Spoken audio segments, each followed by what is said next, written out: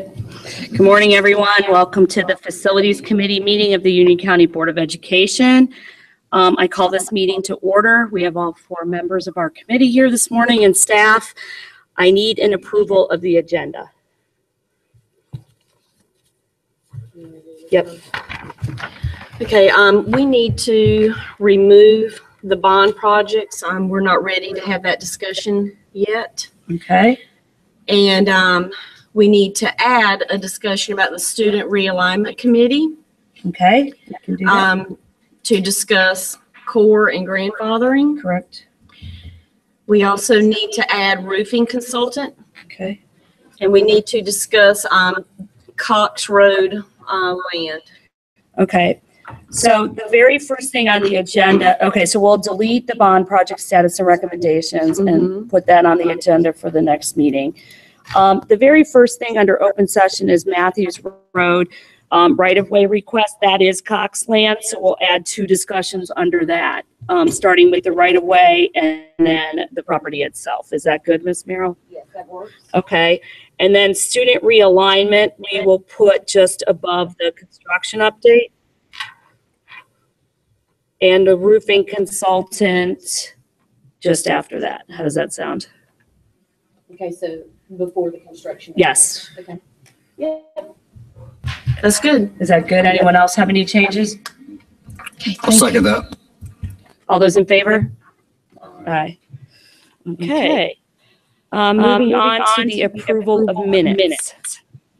On the June 2nd minutes, I have a change. Under surplus, when we talked about the surplus equipment, in the second line where it begins, it was explained by legal counsel. I would like it to say in response to a comment, legal counsel explained that board policy 2-48 allows for staff to dispose of property under 30,000 as needed and is reported to the board twice a year. We've been explained that we are getting surplus equipment as an FYI, but if it's not over 30,000, it doesn't need to come before us.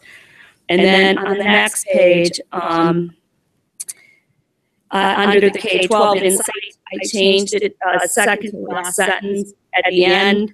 It's the platform would allow for the submission of questions and issues from the community, and a means for staff to respond. It really is for a means for a response, because I think Matt Cropper's been doing all the responding.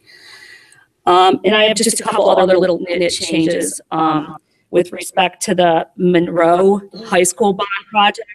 I wanted to add, staff explained that option 3 would allow renovations to the elevator and a crowded hallway. Because of this, option 3 could possibly put us over budget. So I wanted it explained that it was more than just where it is. It was, we were doing additional renovations with the money. Okay? That's all I have. Do you have anything? I had a question about item number 11. It says that there's a motion and a second, but it didn't say what the vote was. So I just wanted to confirm that it was 3-1-4-0, or if we did indeed vote on it, but it says there was a motion and a second. Okay. So I'll hand this down to Lauren so she doesn't have to. June 9th minutes. I want in front of the New Salem sewer, the very first sentence, I wanted just to say, based upon a board member question, a response was provided from the project engineer. And then at the capital budget, at the very end, the last sentence, because there was a motion and a second, I would like to say after discussion, because we probably had an hour-and-a-half discussion. And I know that we don't want to capture all that in the minutes, but I just think it would be important. Do you have any changes to that? Okay. July 26th, under the Monroe High bond flexibility, I wanted to add at the end of the second sentence and fix the elevator and hallway congestion. Because it's not just the 6 classrooms, it's a renovation to the school as well. And I guess under the roofing RFQs, I wanted to say roofing consultant RFQs, and in the penultimate sentence, it says that we recommend to the Board of Education approving contracting with Terracon. I think what we approved was negotiating with Terracon on their fees. Do you have anything? Yeah, that was one of my questions I had too. The minutes didn't seem to go far enough on what we contracted them to do. Uh-huh. I also wanted to question, it talks a lot about the roof audit. Well, we have a lot of roofs in Union County Public Schools. I just didn't know if we wanted to define, is it just for the 53 schools, or does it include our other, Everything. PVC, treasure, what roofs? I didn't know if we wanted to define that a little bit more. Okay, so I'll ask for a comprehensive roof audit of all UCPS buildings Okay. and schools. Perfect. Okay. Anything else on July 26th? And the only thing I have on this August ones is we talked about the Benton Heights and where we were going to get the money from.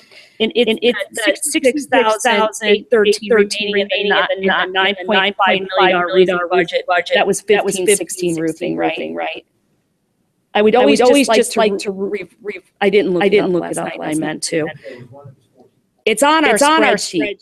The 14-15 was the 265 left over in the 14-15 CIP, but I think the roofing was 15-16, but I can't remember, but it's on our spreadsheet and I forgot to look it up. But I would just like the year that we were taking it from in there, because that's what we sent to the county commissioners. And those are my comments to that. Does anyone else have any? I need a motion to approve the revised minutes. I make a motion that we approve the amended minutes for June 2nd, July 26th, June 9th, and August 1st for all of the open session. Second. All those in favor? Aye. Okay. Cox Road land. This is in Weddington, vacant land that we own. The first thing is the right-of-way, and I turn that over to Mr. Burnett. Thank you. So this committee heard this item before. It was back in June 6th where the committee and the school board approved a right-of-way. After review comments from NCDOT, they had to come back, make some design changes. The amount of area requested has increased. So it went from 0.0278 acres to 0.0603 acres. So the amount of money that Hopper Communities is proposing to compensate the board is $3,365.74.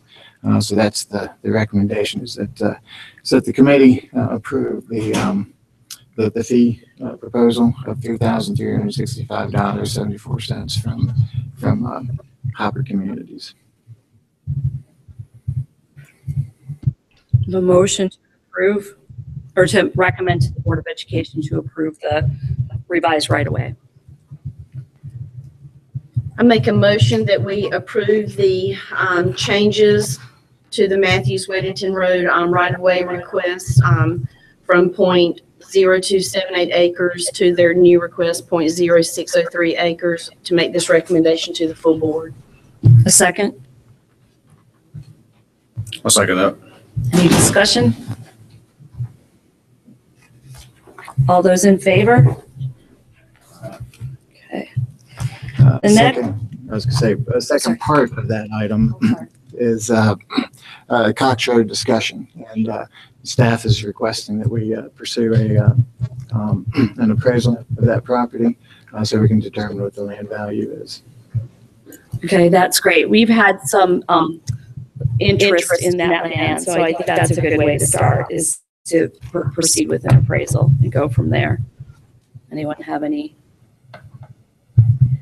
I just request that we expedite the appraisal of the Cox Road as soon as possible, because the interest has a kind of a tight timeline between deciding on our land or going outside of Union County. They have another opportunity.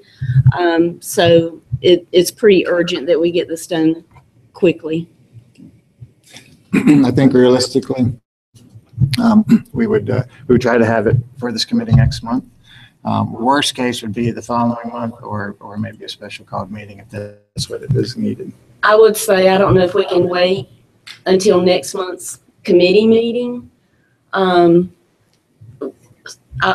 Let's try to see how fast we can get the appraisal.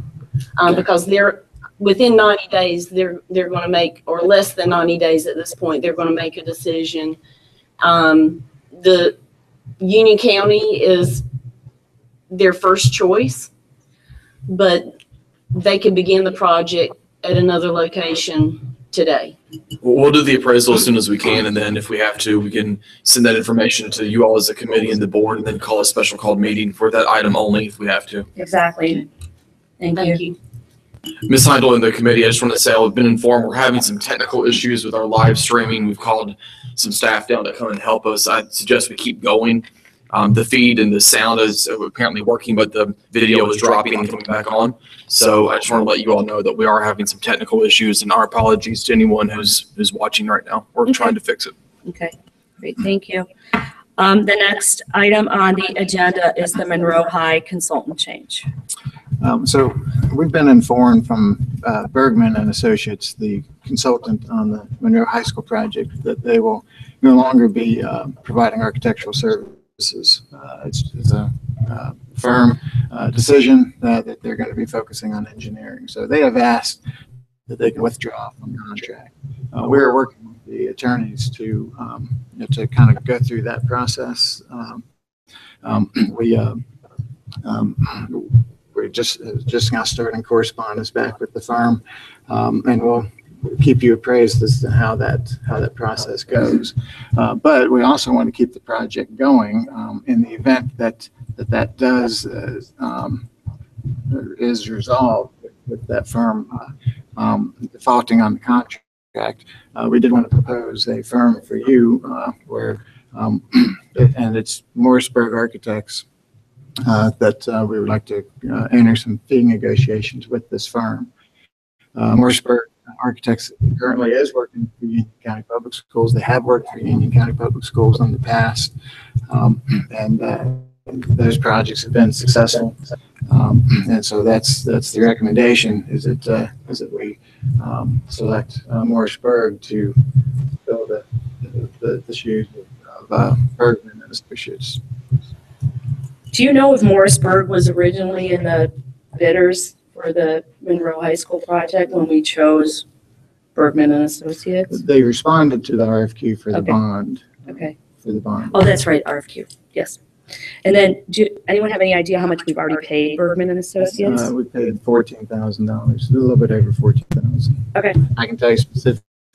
I mean, that's disappointing because we have to somewhat, not really start over, but it does slow the process down. Yes. Do we have any outstanding, because I know they've done a lot of design work for us at this point at Monroe. Sure. Do we have any outstanding payments So for their work? we paid them $14,993.85. We did have an invoice for $7,496.93, which we have received and we're holding. And so that's where we're at.